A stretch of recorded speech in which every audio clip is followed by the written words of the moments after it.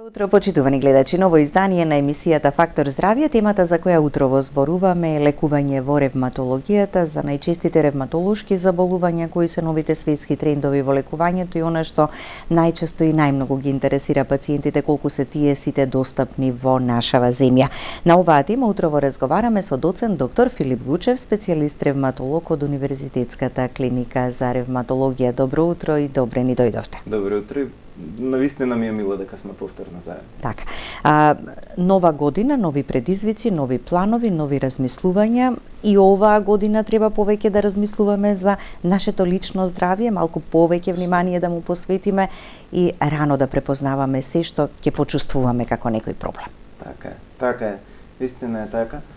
Во основа се, па и медицината е во голема мерка лична одговорност. Така да и ние како лекари, ние сме водичи. Ние едноставно треба да учиме, треба да работиме многу, да знаеме како која е сумата на светско знаење кое што покажува како да ги откриеме болестите ако постојат, и која е сумата на светско знаење, каде таа насочува, како кога веќе ќе го диагностицираме, пациентот, ќе го дефинираме проблемот уште поубаво кажано, тоа е болеста, како тоа треба да го третираме. Ама ние сме водичи, значи ние во основа даваме препораки. Пациентот е тој што тоа треба да го спроведе, значи и пиењето на терапија, и примањето на лекови, и промената на стилот на живот, што е најчесто и најтешкото во основа во тоа. Така да, секогаш гледам на лекувањето како едно партнерство со пациентот. Така да пациентот треба да разбере и треба да прифати и треба во основа и да ни верува, треба да му верува на својот лекар, дека навистина правиме најдоброто што можеме за нив.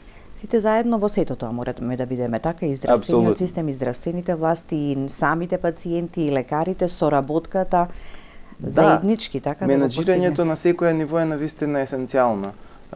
Заради тоа што ние го правиме, како што ви реков, че навистина добрата медицина подразбира многу читање и многу работење. Така да го прибираме тоа светско знаење, постојано меѓусебно и го надополнуваме. Одиме и лично да го видиме и да го слушнеме и да создадеме и некоја мрежа и локална и во странство за да можеме да им помагаме на пациентите, но од друга страна, значи за да тоа го имплементираме и нас не треба на секое ниво на менаџирање на тоа, не требаат алатки. Во основа сите сме мајстори во своето поле. Сите сме професионалци во сопственото поле. И како мајстори во нашето поле и нас не требаат алатки за да можеме да им помогнеме на нашите пациенти. Така. Знаеме да кажеме многу болести во последно време. Речи си да нема човек кој што не е засегнат од нешто. Се должи сето тоа и на современата диагностика, современата медицина, добрата информираност на популацијата дека порано треба да се дојде на лекар, па порано сето тоа се открива? Тоа е добрата страна, тоа е навистина добрата страна. Овака расширеноста на медиумите, па дури и на социјалните медиуми кои што се штетни во основа, немојте да купувате лекови, таму ве молам, или некои суплементи, али генерално тоа главната работа е интернетот. Сега интернетот има многу ѓубре во него, но ги има и битните податоци.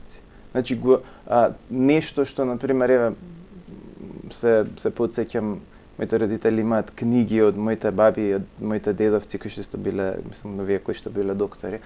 И кога баба ми раскажуваше како се враќале од конгреси и од стручни престои и дури од патувања овака за задоволство со купишта на книги.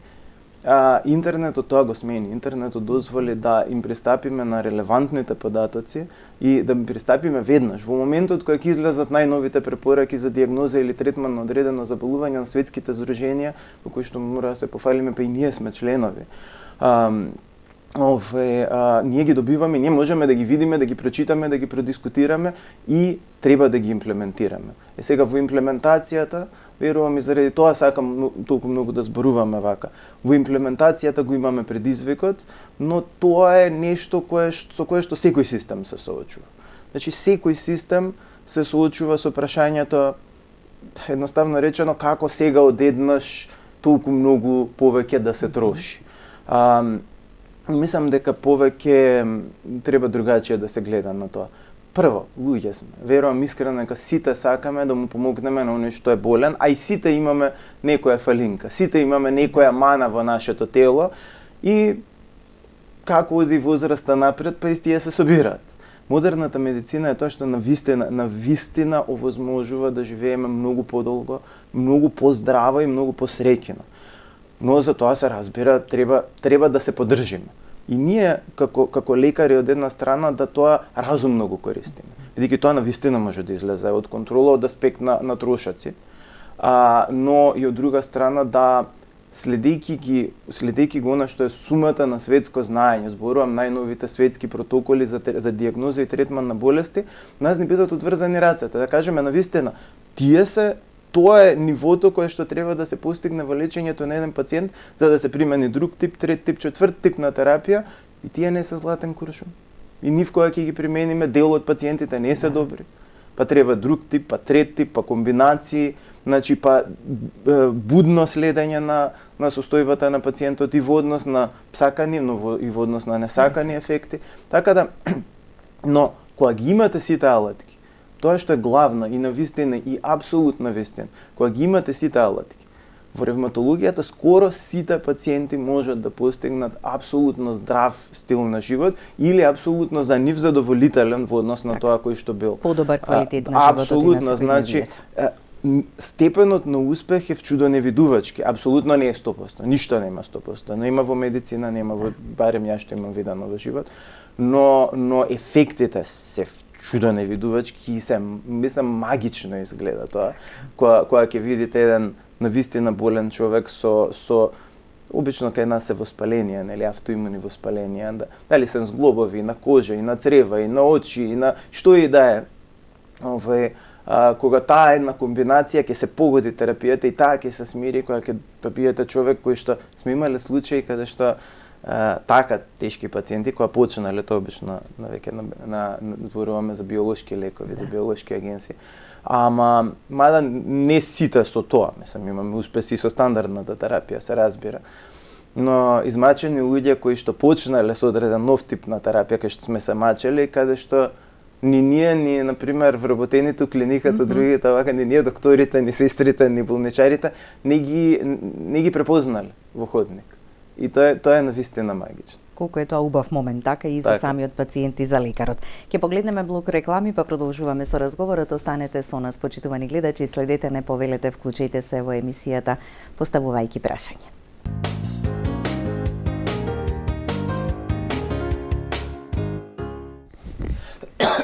Со доцент доктор Филип Гучев, специјалист ревматолог од Универзитетската клиника за ревматологија, зборуваме за лекувањето во ревматологијата, кај ревматолошките заболувања, сите предизвици со кои се соочуваме, како да го постигнеме она посакуваното за најдоброто за пациентите.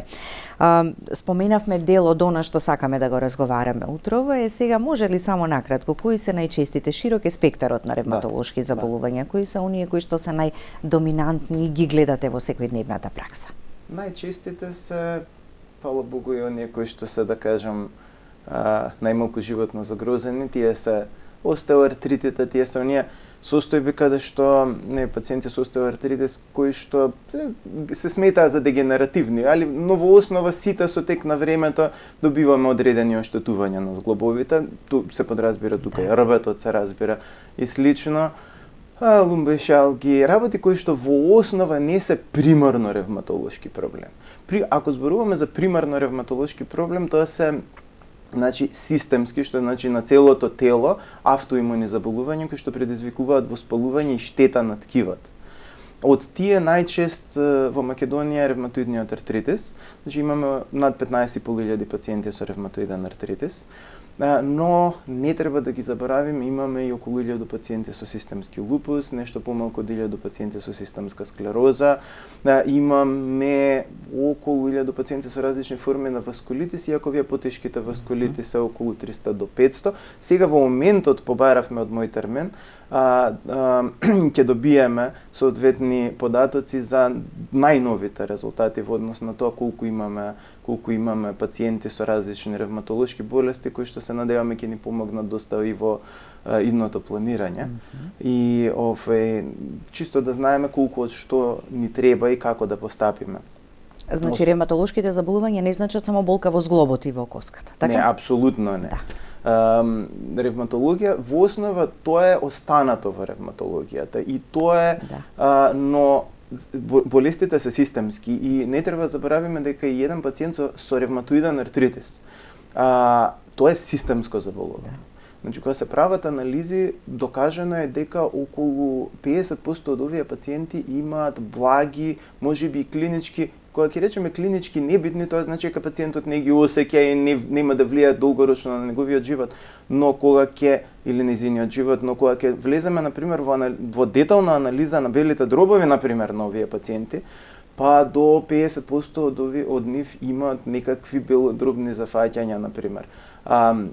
Зависи од анализите, така да кожни промени се многу чести и слично, да не зборуваме и за психичкото здравје на една голема, огромна група на луѓе, се 15.500 семејства во Македонија. Психолошкиот терет и товар кој што го трпат, така, заради болеста. И тоа се хронични болки, онеспособеност и слично, ако не се третира соодветно. Ако се третира соодветно, ние во основа добиваме целосно здрави луѓе. Со семејства, со кариери, со бизниси, со патувања, со се што сите оние убавини што животот ги пружа.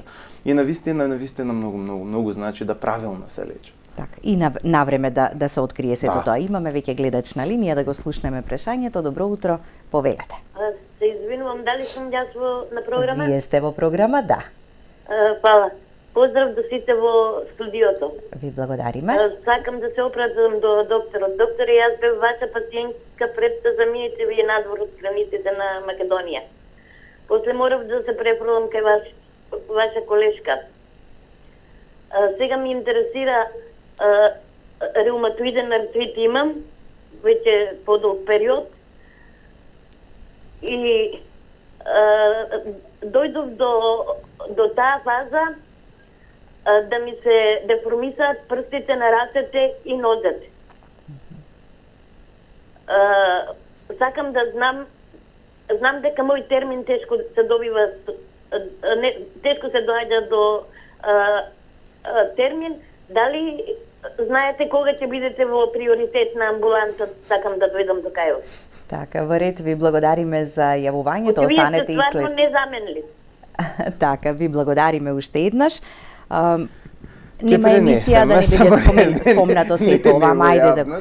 И веднаш не може да се стаса, верувајте, има амбуланти во кои што, иако имаме некои ограничувања, чисто за да можеме да им пружиме навистина подобра нега на пациентите, тоа се надминува повеќе кратно.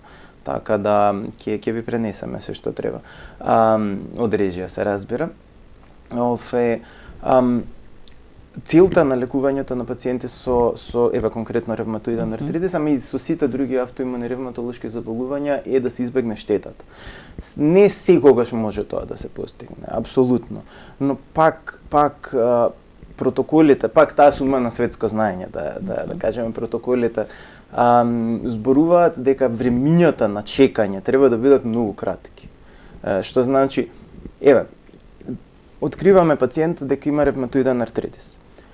Златен стандард метотрексат. И тука апел до сите. Значи не е цитостатик, не го даваме како цитостатик, нема да ви падне коса, нема да ви убиеме. Значи сума на светско знаење. И доста слушање тетки, и извинете, ама и неуки фармацевти, пошто само неук фармацевт ќе ви рече на со ревматоиден артритис да не пиете метотрексат. И значи, ние треба да имаме метотрексат, лек кој што е ефтин, сега кога го има, кога го нема во Македонија, генерално го нема, така да и овие некои работи со ефтини, со навистина ефтини лекови, лефлуномид, метотрексат, ги купуваат генерално во странство луѓето, ефтини се. Но да проидеме тоа, навистина најчесто без проблем се снаоѓаат, иако би требало да е полесно, и го даваме овој лек. Протоколот вика следно: ефтин лек, базик лек, лек кој што и да треба, да кажем, понапредна терапија, треба да се искомбинира со понапредната терапија. Протоколот вика 3 до 6 месеци му даваме на лекот. 6 месеци доколку пациентот оди на подобро и нема несакан ефект од лекот, бидејќи будно следиме едно и друго. Ако постигнеме ниска активност или ремисија кај пациентот за 6 месеци, тогаш е добро. Ако не, протоколот вика комбинирај лекови од овие поосновните, да кажем, што може да се купат по аптеки. Во класичната терапија. Точно, значи зборуваме лефунамид, сулфасалазин, слично. Комбинира или смени, тоа е оставено на лекарот и на проценката на пациентот. И ако пак за 3 до 6 месеци не се постигне ремисија, во тој случај, иако има тука закачки, има високи ризици за оштетување на рано на зглоба, овие времења се кратат или слично. Но значи тоа е максимум еден период од една година каде што ако не се постигне ниска активност на болест или ремисија, треба да најуспешниот од овие базични, односно синтетски лекови се искомбинира со биолошка или таргет терапија. Сега тука навистина има една серија на предизвици. Ова се хронични пациенти. Значи се предизвик терапијата, но е предизвик и следењето на пациентот. И ова мислам дека го реков минатиот пат на телевизија, тоа е апел до сите, и до пациентите, и до колегите кои што не се на клиника. Значи, не е возможно да се претвори една клиника во центар само за контролирање на овие пациенти. Кога пациентите се добро, значи ние секогаш пишуваме контрола со оваков тип на анализи за толку време. Прво, може ке било кој колега да се отиде и да се направи преглед, се разбира. Така, втора, треба ли да се врземе само за еден лекар? Јас сум многу против тоа, сметам не, ние сме лекари за сите пациенти. Мислам, убаво е кога вас ве бараат, навистина им значи, навистина. Но ама едноставно ќе се губи време ако не можат да дојдат до вас, така? Сме, да, или до некој друг колега. Да, така да, прва, не мора да е на клиника. Втора работа, ако треба да се дојде на клиника, ние имаме повеќе од 10, колку 12-13 вработени, не сум точно сигурен, нема фаќите за збор, но имаме. Значи, дека имаме луѓе во амбуланта, имаме и амбулантите работат, значи, преполни се. Така да, за тоа нема дискусија. Термини стално има, мислам, стално ние отвараме, тие брзо се пополнуваат. Така да, вториот апел е до пациентите, не барајте да секогаш и секој преглед, посебно кога сте добри, тоа биде на клиника. Зашто? Заради тоа што навистина, држава има добри лекари. Ама дајте да ги потикнеме и нив. Значи, навистина да ги потикнеме, бидејќи докторот го потикнувате, да, со пари, апсолутно, као сите луѓе. Потикнувате со услови за работа, но го потикнувате со успехот во својата работа. Значи, ние имаме лекари низ цела Македонија кои што нивните пациенти викаат, ама не сакам ти да ме гледаш, сакам да одам на клиника. Зошто?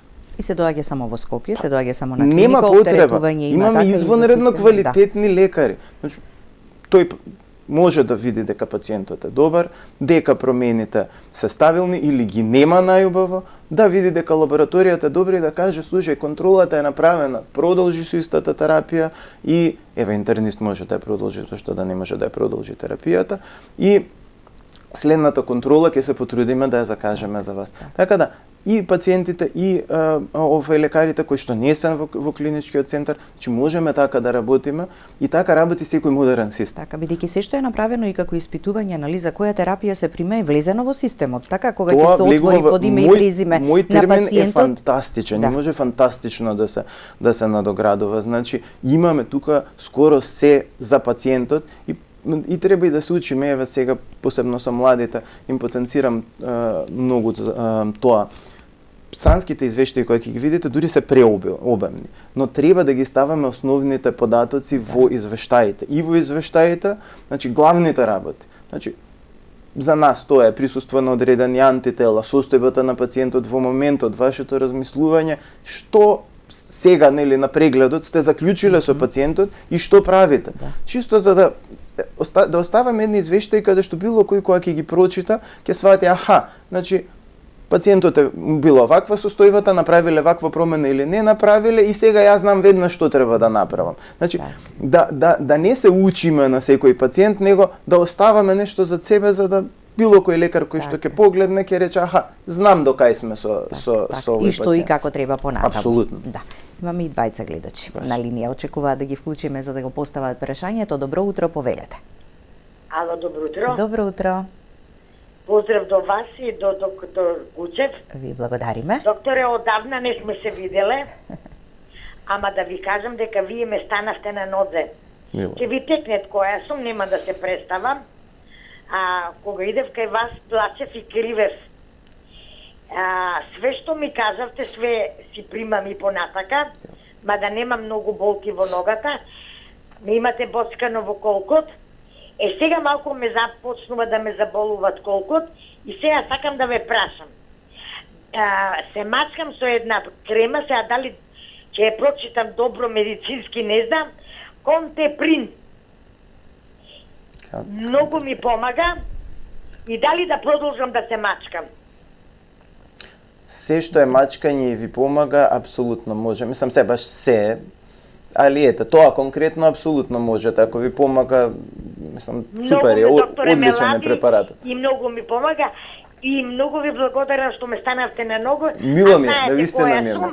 Знаете која сум, само нема сега на телевизија да се представам. Така, благодариме за Останете активна, пита терапија и правете си контроли како што пишува тама. Еве, рековме, може и локално да си ги правите кај вас, а ако треба нешто се разбира да се ускочи, тука сме секој. Така, тоа се оние примери како што рековте на почетокот, така кога доаѓаат на почеток со активна болест, така а веќе кога после терапијата и сето она што пациентот го применува е непрепознатливо во позитивна насока. Тоа е убаво и секогаш комбинација соодветна терапија, соодветно разбирање, психолошко опуштање, значи тоа верувајте, добивам повремено маца така реакции кои што може да се поагресивни во однос на тоа, во особено во однос на тоа како некои лекари кои што за жал се неуки и фармаколози, фармацевти не издржавава, како реагираат во однос на припишаните терапии од страна на ревматолози. Најмногу реагирам така, прво секогаш малце отпори кон дозата на незнаење се разбира, ама и заради тоа што им предизвикувате страшен стрес на пациенти на кои што не им треба стрес. Значи тоа е пациент на кој што му се соопштило дека има сериозно заболување, кој што се трудиме да им објасниме дека ќе бидат подобри и стварно повеќето луѓе се подобри и значи се трудиме да им објасниме дека со соодветни контроли оваа терапија е сигурна и е безбедна, навистина, и носу соодветни контроли и се обидуваме сето тоа да го пренесеме во еден краток временски период каде што пациентот е збунат и дополнително на тоа сега пациентот излегува и навистина на пациентот зошто ви го дале ова така и се повлекува од терапијата. Точно, му е потребна таа поддршка. Значи никој не е божество сега тука. Значи ако имате вие проблем во однос на некоја препишана терапија, тоа може да се продискутира. Значи не е никаков проблем, зошто, како и слично. Но некои работи се основни. Значи пример, припишување на метотрексат кај пациент со ревматоиден артритис со нормална бубрежна функција е рутинска работа. Значи тоа е веќе рутина, а вие му правите стрес на пациентот, кој што не му е потребен, му справите дополнителна конфузија во главата дека не треба да ја прима терапијата, а терапијата е единствено нешто што може да го спаси заради тоа што мислам спонтанна ремисија, односно целосно смирување на еден пациент со автоимуно заболување е теоретски возможно, али е, што да ви кажам, опишано во книги како врвна реткост. Тоа не се шанси што треба да се игра, тоа не е комар што треба да се игра. Воопшто, мислам, логично. Така, да. Да го слушнеме и следниот гледач. Добро утро и за вас. Повелете. Ало, добро утро. Добро утро. Поздрав до студиото и прашање до докторот. Повелете. Докторе, голем висок реума фактор, значи резултат до 300, а реумата во мирување, без болки, без ништо. Припишано ми е лек да пијам 6 месеци и го прекинав лекот. Реумата си е се уште на таа граница. Што може да очекувам? Што пиевте? Резохин. Резохин, окей. Што е... Добро, доволно е ова? Да, се зависи од нивото од коите губи ги имала пациентката. Главна работа е што присуството на реума фактор сам по себе без топли врели отечени зглобови, без воспаление на зглобови, апсолутно не значи болест. Така да сега присуство на топли врели отечени зглобови, значи артрити, воспалени зглобови и реума фактор е веќе битно, сигнификантно. Така да Резохинот можда не е добро што сте го прекинале искрено, со контроли на Лу1 кај матичен лекар, стандардните анализи на 3 месеци и еднаш годишно преглед на очното дно кај офталмолог. Оваа терапија е извонредно безбедна, најлесна мирудија зачин во ревматологијата, но може да ви помогне. Прошто предпоставувам дека ви е дадена зашто сте имале одредени тегуби и делувала така да треба во основа да ја продолжите. Али да знаете и генерално на сите пациенти што се веќе диагностицирани со ревматоиден артритис, нивото на реума фактор или уште повеќе на анти-ЦЦП се смета за ризик фактор за оштетување. Ние го гледаме како едно ниво на проценка дали порано да реагираме со поагресивна терапија. Но генерално нема потреба да ги проверувате. Значи, кога сте веќе диагностицирани, нивото на реума фактор не се смета дека корелира со нивото на активност. Така да не мора да давате пари дополнително за тоа и не мора воопшто да се обседнувате со таа вредност. Вредноста, ако за луѓе со ревматоиден артритис, вредноста на реума факторот не е воопшто цел на лекување, ниту е предиктивен фактор на успешноста на лекување. Така да, тоа е тоа. Сега, ако немате ревматоиден артритис, во тој случај, зошто сте го провериле воопшто? Генерално нема потреба да проверувате анализи за кои што немате тегоби. Сем ако специфично докторот не открил нешто кое што си побарал. Би ви рекол, продолжете со терапијата што ви ја препишале, со соодветни контроли како што ви рековме. Сега ако има топли врели отечени зглоби, веројатно ќе треба нешто повеќе, ќе видиме, ако не, продолжете со тоа, супер. Така. Ќе погледнеме уште еден блок реклами, па продолжуваме со разговорот. Останете со нас до самиот крај.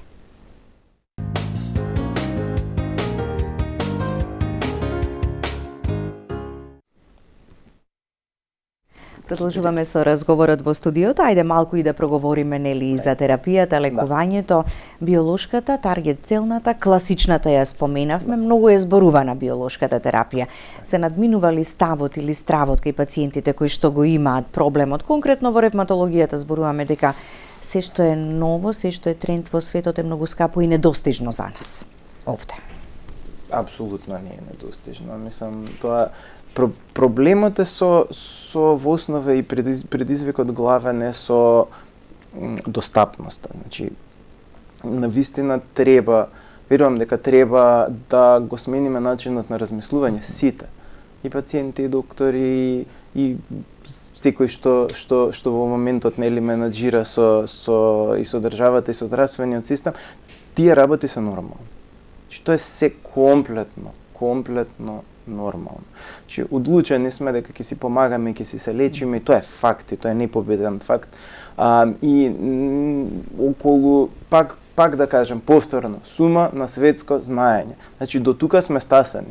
Тоа не е у камен пишано, затоа е наука. Секогаш одиме напред. Има ново, но бара одредена доза на флексибилност и одредена доза на разбирање, кој што стварно верувам дека имаме. Ова е само еден предизвик кој што буквално секој здравствен систем се соочил.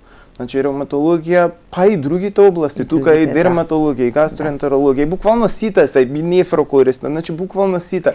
Ја можам за интернистичките гранки да зборувам. Значи, сите ние имаме нови лекови кои што ги користиме, кои што се извонредно ефикасни, кои што си имаме протоколи, кои што се светски, како тоа треба да се примени.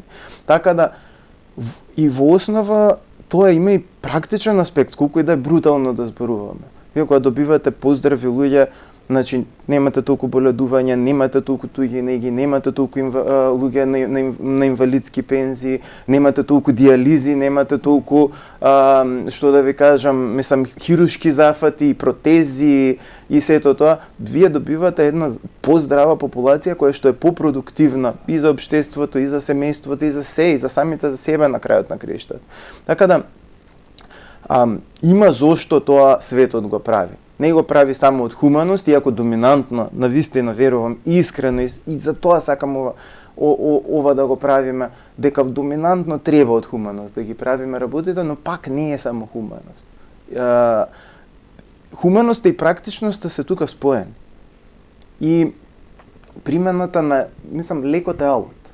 И искрено верувам дека треба да имаме еден систем и верувам дека ќе имаме, сигурен сум дека ќе имаме еден систем каде што ова се едноставно централно ќе се носи. Работата на лекарот верувам е да ја следи науката и доследно, како што е според науката, ги ја имплементира во лечењето на своите пациенти.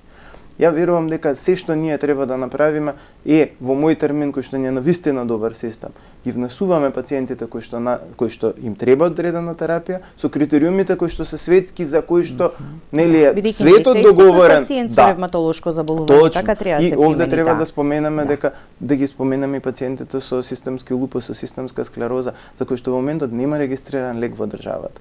Значи, и тоа не се мал број на семејства со кои што се зафатени со тоа. Значи, треба одредена доза на флексибилност, не може да сме ригидни за тоа. Значи, има светски ставови, тие светски ставови како што се апдейтираат, треба и ние да се апдейтираме. Ние сме веќе една онлайн држава, еден онлайн систем, во срцето на Европа сме, паметни сме, способни сме, навистина можеме, верувам во ова. Така да, ние лекарите, што е професионализмот кај нас? Да бидеме искрени. Ова на вас ви треба. Тоа се става во систем и потоа менаџерите кои што си менаџираат со тоа, си го гледаат и тоа би било најдобро да е на повисоко ниво. Зашто? Заради тоа што тоа го користиме често примерот на кванташки пазар. Зошто на кванташки е све поевтино? Зашто е на поголемо? Логични работи. Така да државата треба централно да си набавува, тоа да си е децентрализирано, дистрибуирано, зошто да доаѓаат во Скопје да подигаат терапија. Јаснете. Мислам, навистина нема логика. Тоа се лекови кои што во светот се наменети да се даваат дома и да се подигаат во аптека. И тоа секаде така се прави. Словенија има фантастичен систем за тоа. Зборувам и за самиот избор. Ти имаат онлайн систем. Пошто искрено верувам дека сем за експертско мислење, кое што е навистина на повисоко ниво и кое што е вон протоколарно и кое треба да постои, треба да постои онлайн систем. Нема што тука да постојат 300 комисии за 300 работи. Пошто како рекол и Черчил, ако сакаш нешто да не направиш, ја мислам дека Черчил искрено, не коригирајте ме ако не е така, ако сакаш нешто да не направиш, формирај комисија. Така да имаме онлайн систем. Имаме протоколи кои што како ќе се менуваат во светот и ние ќе си ги менуваме, тоа ќе се избира, тоа ќе си постои онлайн листа на пациентите кои што им треба соодветна терапија според тие светски протоколи и државата ќе може на големо да испланира, би било идеално да може и повеќе држави заедно тоа да го направат, ќе биде уште поевтино и уште поубаво и уште подостапно за сите и што да ви кажам, ќе не сближи сите дополнително заедно во една навистина убава цел, а тоа е да ги лечиме луѓе. Така, тие се тие предизвици со кои што се соочуваме се уште? Се соочуваме се уште, ама верувам дека можеме да ги надминеме, искрено. Навистина верувам дека можеме да ги надминеме и верувам дека и ќе ги надминеме. Така. Предизвици во поглед на дијагностичките алатки со кои така располагаме се потребни за дијагностицирање на тоа би било побаво, да се малце расшири. Значи, пак со мотивацијата на лекарите кои што не се во клинички центар. Една од главните мотивации е нели да ги дијагностицираме и лечиме пациентите. Пак тоа е се од еден ист куп на пари кои што се троши. Навистина нема потреба да е толку централизирано све во клинички центар и дури и да е во клинички центар. Ние на пример на ревматологија имаме фантастична лабораторија, имунолошка. Многу баво си работиме и со Институтот за имунологија, кој што се исто така супер. Така да и со трансфузиологија, пошто они имаат одредени анализи. Но еве сега гледате како ги спомнав. Едната па другата па третата беше ментална, а зашто ова е една ментална шема која што ние имаме развиено, кога ќе дојде пациент кај нас, посебно за системско заболување. Дел од анализите ги има во едната лабораторија, дел ги има во друга, дел ги има во трета и да не ја заборавам клиничка биохемија која што ни е незаменлива. Значи тоа се веќе 4 места. Значи тоа е пациент што е пратен да го боцкаме на 4 места крв. Прво не е убава, не е сигурно да боцкате човек 4 пати, а ние ги боцкаме. Нашите пациенти се фантастични како тоа глатко го проаѓаат, но тоа е прво еден цел изгубен ден. Прво да дојдете до доктора, па тој да ви препише, па да пројдете, нели, административно, тоа е еден шалтер на реума и уште 4 шалтери на другите места, па на тие места да ве боцнат. Така, и ако сте и од друг град надвор од Скопје, сето тоа и одзема време и финанси и ред други нешта. И време за тие кои што работат и во тие институции. Така да може навистина овие пациенти да се боцнат на едно место и зошто на пример дури и да не може да се боцнат, што сигурно може, што веќе приватните лаборатории го прават, да се земе крв во еден град и таа крв да се однесе да се сработи во нашите лаборатории, тој резултат онлайн ќе се постира и ќе се има и нема потреба воопшто да се шетаат луѓето за таа работа. Така да тоа е се нешто за кое што имаме инфраструктура, имаме знаење, имаме можности, буквално имаме да го спроведеме и имплементираме само мала волја бара, ништо повеќе од тоа. Така да. Времето секогаш брзо изминува, дури и надминавме можеби и некоја минута, им благодариме од режија што ни даде уште некоја минута плюс, имаме и следни прилики да зборуваме, влегуваме со оптимизам и со надеж и во оваа нова година, така да, дека ќе работиме повеќе и за пациентите и за здравјето. Ви благодарам. Благодарности до вас, почитувани гледачи, за вниманието со кое не следевте. Останете и понатаму со програмата на ТВ24.